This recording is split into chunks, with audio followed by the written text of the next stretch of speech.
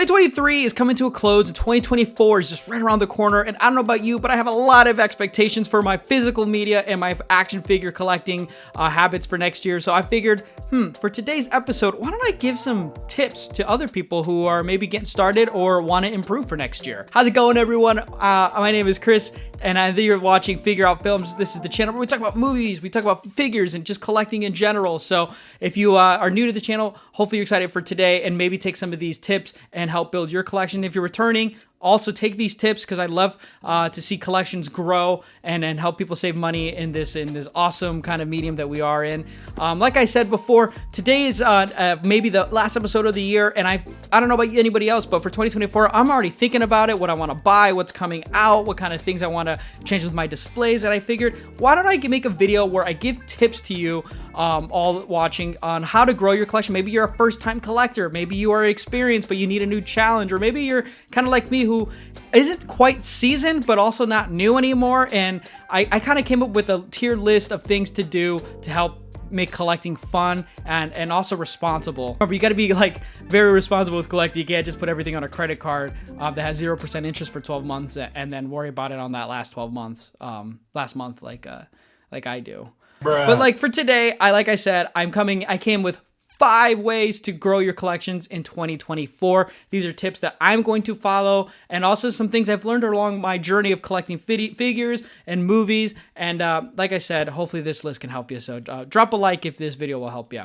Anyway, let's go ahead and go with the first one. Research the labels and the brands, okay? This can go from if you want to try and collect more figures, and next year if you want to build your movie collection. Either way, you got to research the labels and the brands. I mean, we got, for movies, we have Vinegar Syndrome, we have Criterion, we have Scream. We'll see if Scream survives 2024. On my bingo card, I have it not. But we have Arrow Video, we have Vestron, we have I'm blanking on the last one. Oh yeah, Severin. And then even for for big, you got to know what those labels are and what kind of titles that they put out. And then that's not even getting into action figures. With figures, we have Hasbro, we have DC McFarlane, we have Hot Toys, we have the new In Art that's coming out, we have Sideshow, we have NECA, we have so many different labels. You got to research them and know what's putting out what are specialized in what. That's going to be the first thing, okay? Whether, when it comes to movie collecting, do you want to build like a more horror collection? Maybe Scream Factory and something like Vinegar Syndrome might be your way. If you want to collect more action, 80s action and kung fu films. I mean, everyone's putting those out now, but I mean, you might look at the Shaw Brothers set. But which Shaw Brothers set are you going to put out? Are you going to look at the Arrow edition? Are you going to look at the Scream Shout Factory edition? Or maybe you want to just get Jackie Chan movies. Well, Criterion put them out, but then so did Eureka. You got to think about those. So there's so many different labels to buy, and ultimately what it comes down to is what's going to be, the one main movies maybe you want to collect. When it comes to figures, there's so many different labeled, there's like, you can get the Hasbro. You can look at what Mezco's doing in the 1/6. Do you want to collect 1/6? Do you want to collect 1/12 scale? But like I said, you might want to look at something like Mezco that does like cloth figures. Maybe you want to look at Mafex that has more of like articulated figures that are super well detailed, that comes with a lot of accessories. But those are going to cost you quite a bit of money, but at least you get more definitive ones. Maybe you want to get cheaper army building ones and you're going to go with Hasbro. Maybe you want to get DC figures. Do you want to get the NECA old DC ones? Do you want to get the McFarlane ones? Well, McFarlane puts out 5 different Batman figures a month. So maybe you need to narrow down which Batman do you want to have. Do you want to have a definitive Batman? Do you want to have a specific looked Batman? Because Mafex puts some DC figures out, and so does Mezco, and not just McFarlane. So you have to look into that. And so you got to research, okay? That in 2020 and 2023, start deciding what do you want to build more of. For me personally, I want to focus more on my 1/6 scale figures collecting. As you can see, the Hot Toys that I have in the back of their Star Wars. I want to collect some of the more DC figures. So obviously I pre-ordered the Batman and the Keaton Batman. But I also still want Star Wars stuff, but is that room in the budget, Also, NECA has announced some really great figures, like the House of Thousand Corpse anniversary figures that are coming out. You kind of have to focus that in and do the research on the labels and kind of follow them and see what they're doing. that moves me on to the second thing. The second tip that I have is find what's most important to you, okay? When it comes to movies, when it comes to figures, what's going to be the most important aspect for you? For me with movies, I decided this year that I learned that the most important thing for me isn't just, the cool boxes and, having like the best edition of one specific movie. In fact, what most matters to me is the video quality. If I'm going to collect movies that are in like 4K, I look at the aspects, I look at the specifics on the output of it, or if I'm not sure if I need to upgrade that because I own a lot of movies, I wait till it's released and see what the reviews are saying on it, or I pre-order it if I really do want it, regardless of what the transfer quality is. But for me, it's the video quality that's most important. So it's not even about label loyalty anymore. Sorry, Criterion. I've seen those 4Ks, not crazy about them, but I've seen what Arrow has done, and even Scream Factory and Vinegar Syndrome have done. So if I want a movie in a definitive 4K, I know those are the labels that are putting out the better video quality. I don't care about the Scream Factory release because it looks good next to my other Scream Factories. That's what's more important to me. Maybe for you, you want the box sets, and that's another thing. I'm not going to buy every single Child's Play Scream Factory edition release if I can get a cheaper box set that's still on Blu-ray. So those are things you have to look at. Are you trying to get all of them together in a bundle? Or are you trying to get them individual? Are you getting one or two specific movies? You got to figure out what's most important to you for building your collections. Now, in the other side of the spectrum, when it comes to action figures and things like that, figure out what's most important to you. Do you want a very awesome centerpiece display?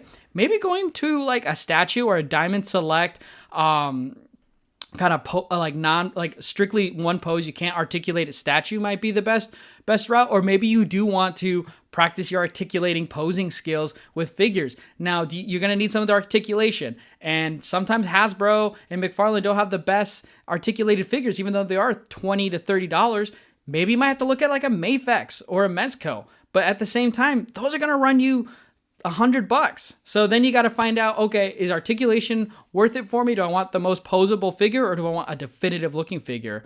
And when it comes to something like that, I look back at my Star Wars collecting and I think, okay, do I want the Black Series, figures that, are less expensive and they look okay? Or do I want to wait for a hot toy and get into 1/6 scale so I have a definitive looking figure?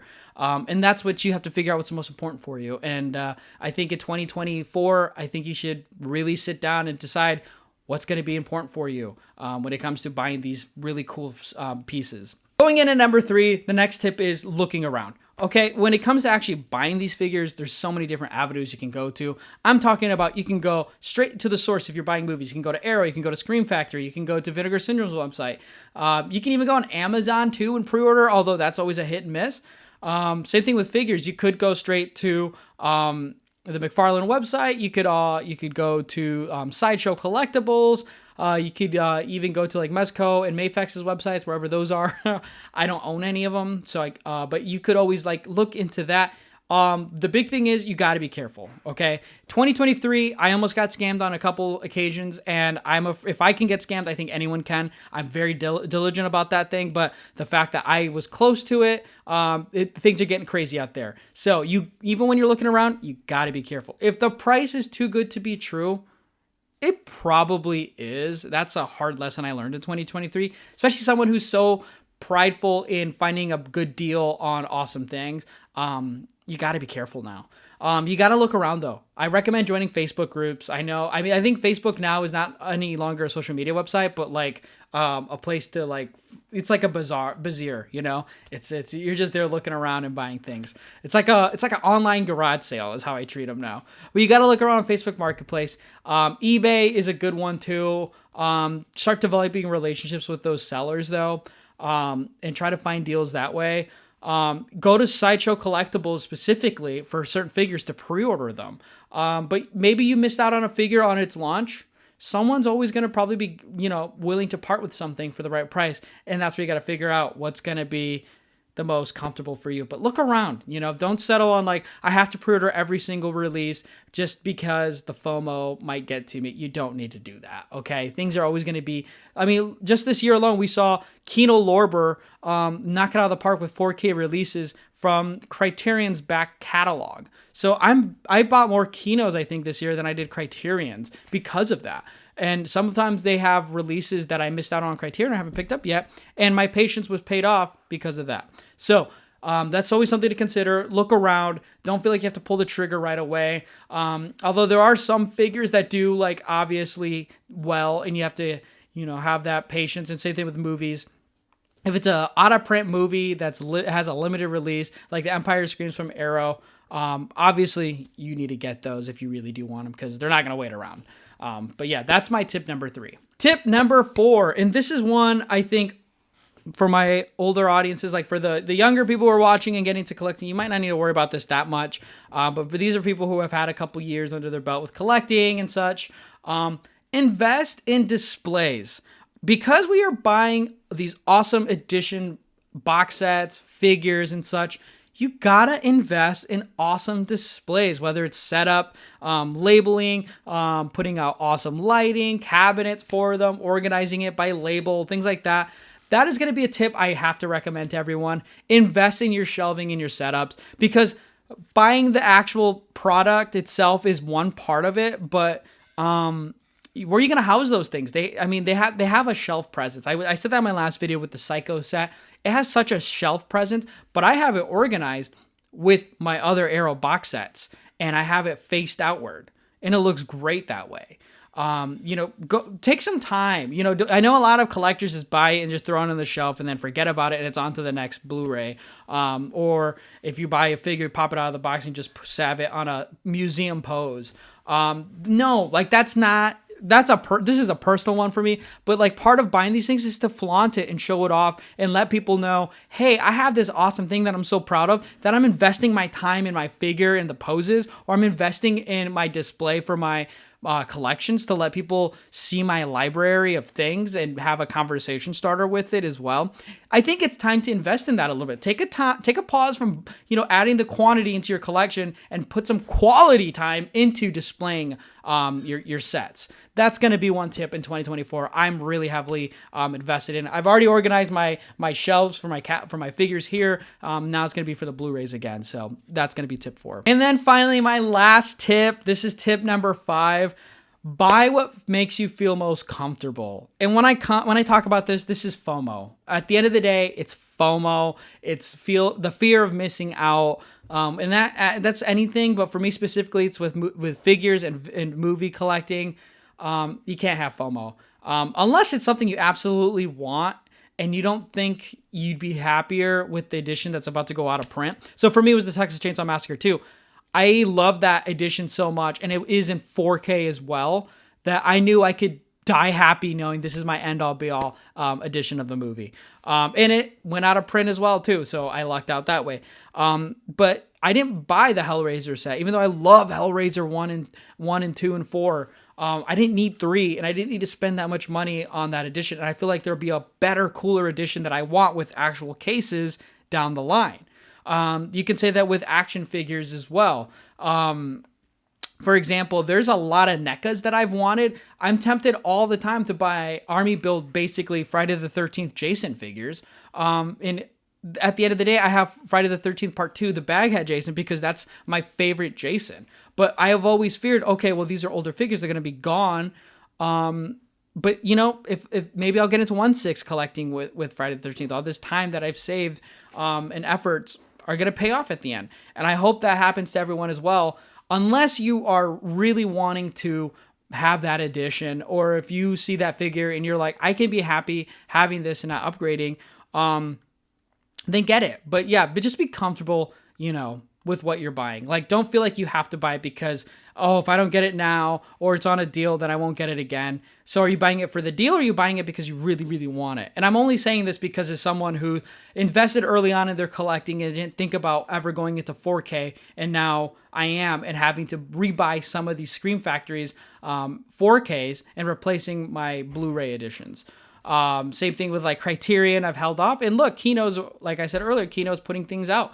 I've thought about buying secondhand House of a Thousand Corpse figures, and now there's a 25th anniversary edition coming out, right? There's always something around, just around the corner. If you have the patience, if you're willing to wait, you will be rewarded. But like I said, look at the listings, do your research, okay? Before you decide if you're gonna pass, you're gonna pre-order, you're gonna purchase. Just always feel comfortable. In 2024, I just want you to be comfortable with what you're buying because it'll save you a lot of heartache and regret down the line.